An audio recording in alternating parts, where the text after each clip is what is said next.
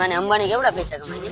એક દી મને ભેગો થઈ ગયો મંદિર ત્યાં ભીખ માંગતો હતો. બોલ કેટલા વર્ષો પહેલાની વાત છે. તમે રૂપિયો નાખ્યો ને તો એની માને અટાણે કેવડી મોટી બિલ્ડિંગ બને. એટલે પેલા તું ખૂણામાં બેહીને જોઈ આવતો. તને ખબર ભાઈ મને તરસ લાગે ને તો બ્લેક વોટર પીવા. બાકી બિસ્લરી હું કહું ને તો મને શરદી થઈ ગઈ. ભાઈ તને ખબર આજે મારે કેવી ઘટના છે.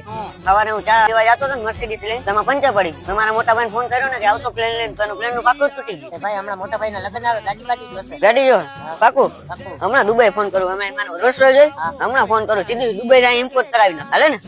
ભાઈ મારે કેવો વિચાર ખબર કેવો? જો મારા લગ્ન થાય ને તો આપણે બુર્જ ખલીફા હે ને બુર્જ ખલીફા એમાં આમ ફોટો આમ લગાડવો કાયદેસર એક નંબર લાગે.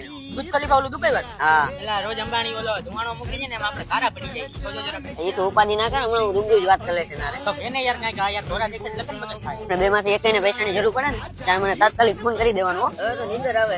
સાચી વાત છે. ચાલો હું કોફી પીતો. ક્યાં ભાઈ? સ્ટારબક્સ. અમને લેતો જા ને. હાલ હા એ ઓલો ફાકારો તો ગયો. ફાકારો છે હમણાં આવે ઘરે ગાડી ચા પીને ભાઈ આવશે ફાકા મારો. સંડાસ કરીને ધોતા તો આવડતી નથી. પૈસા પાણી ને ઉડાડવાની વાત કરે.